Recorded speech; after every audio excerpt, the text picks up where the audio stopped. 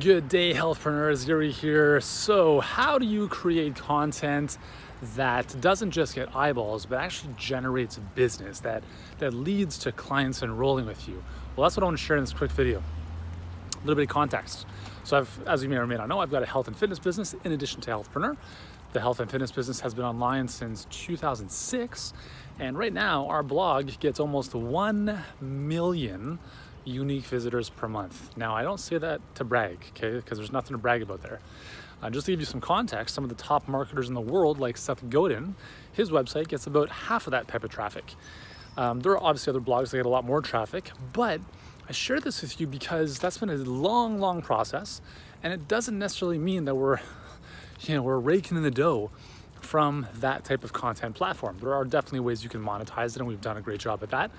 But I want to let you know that if we want to impact people, it's not really going to happen when someone lands on your site and average time on site's about 1 minute and 21 seconds. That's not how we're going to change people's lives.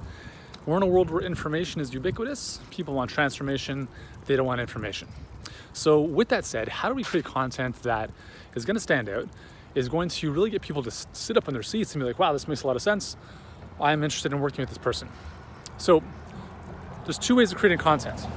There's the way of the content publishing SEO platform type of game where you publish crazy amounts of content, all based around keyword research. And that's exactly what we did with our health and fitness blog.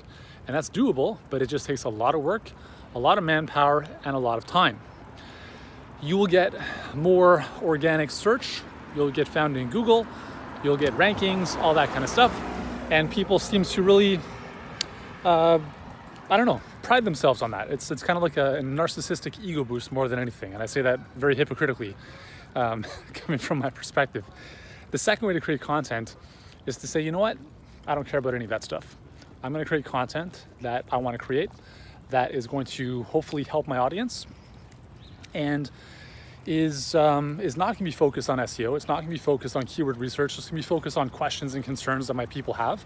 And I'm not going to worry about getting backlinks and doing all sorts of nonsense to do that. I'm going to create content for my existing audience instead of creating content to hopefully get new people into my tribe.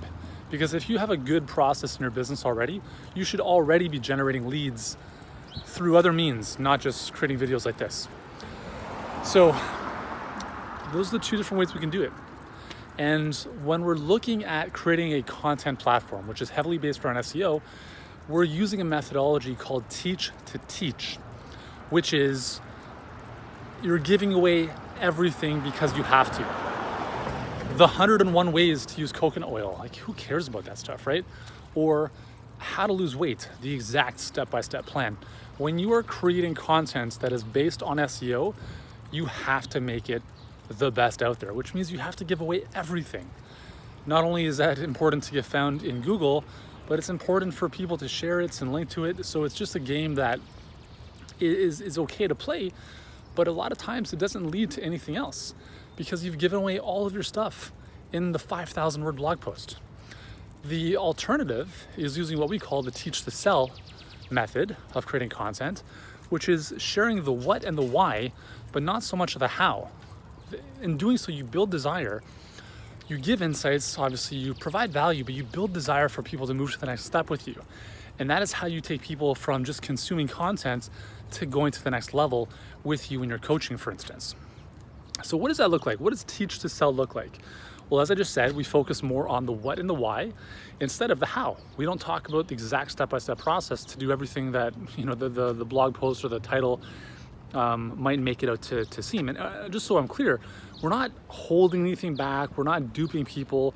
We're just approaching it in a slightly different manner instead of giving away the farm, okay? Because if you give away the farm, you've scratched all the itches. And if there's no more itches to scratch, then that person, they're good. They don't need to go any further with you. And that's something that we don't want to have happen.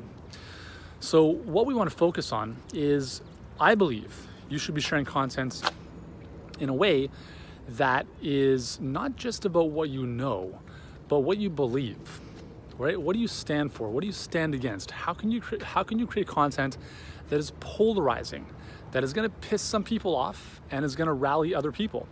If you share more of this type of content, I guarantee you, you will be a lot more successful with whatever it is you're offering. And the key distinction here is that you're creating content for your existing audience, not trying to find new people through Google keyword search. And that's a big distinction, because what we're doing here is we're creating KoolAid. We're creating KoolAid that you want your tribe to drink.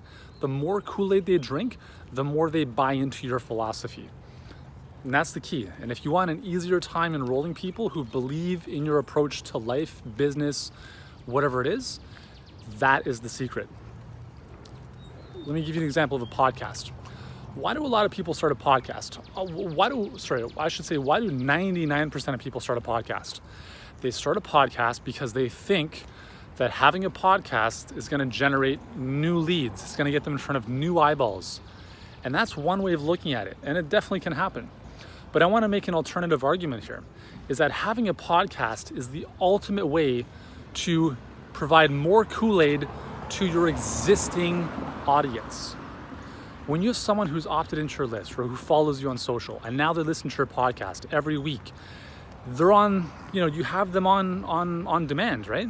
They're listening to you 30, 45 minutes a week, and you're simply just sharing your stuff, right? Not just what you know, but what you believe, your philosophy, your perspectives, your opinions. And these are the things that are going to build a ravenous tribe around you. So the more you share that type of content, the more successful you're going to be in enrolling the right people into your business. It's not about playing the SEO game. It's about playing the I'm going to be a service game, but doing so in an intelligent manner. Teach to sell versus teach to teach. Final little example I'll share with you is this YouTube channel that this video is on, is our Healthpreneur YouTube channel. Right away, when we started Healthpreneur, I didn't want to create a YouTube channel. I didn't want to do that whole thing because we already have one for my health and fitness business, and it's a lot of work. We have 215,000 subscribers, like 1,000 videos. I don't want to do that. But what I decided to do with this channel was I said, listen, I just need somewhere to house the videos. Like, I don't care if they get ranked. I don't care if people find them. I just need somewhere to house the videos, and we can take these videos and put them on our blog and share them on social. So as of this video recording, I believe we have a whopping 3 subscribers on this YouTube channel. Do I care about that? No, because if you're seeing this, you're probably in our tribe already. You're not somebody who's new, who I have no clue who is, not in our tribe. It's about sharing content with our existing tribe of people to further help you guys, to further bond and build that relationship with you, so that eventually maybe you say, hey, this guy Yuri, he goes off on tangents, he's a bit crazy, he keeps walking his dogs, he's always wearing the same sweater, but yeah, this kind of makes a lot of sense. And I think at some points when I'm ready to move forward, he and Healthpreneur are the first choice. And that's what you want to be. Everybody you come in contact with wants you to be their monopoly. You see, I live in a pretty nice neighborhood here. And one of the things that's frustrating about shooting videos like this is that there's always construction, renovations, and lawn mowing happening. It's a good and bad thing. But what I've recognized is that, and this has happened for me as well, is we want one person, one business, one company to be our monopoly.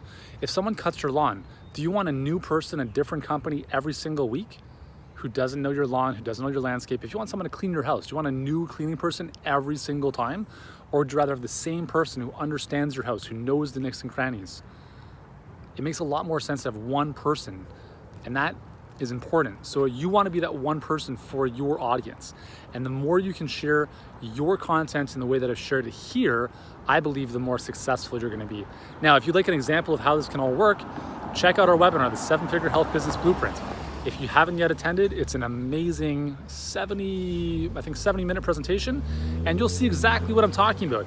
And you'll see exactly how you can take what you know and turn it into a very simple, predictable, and profitable health coaching business. If you're just starting off or scaling up, this can help you in a big way. So if you'd like to attend, register. There should be a link around this video. Check it out today, and I look forward to seeing you in the next video.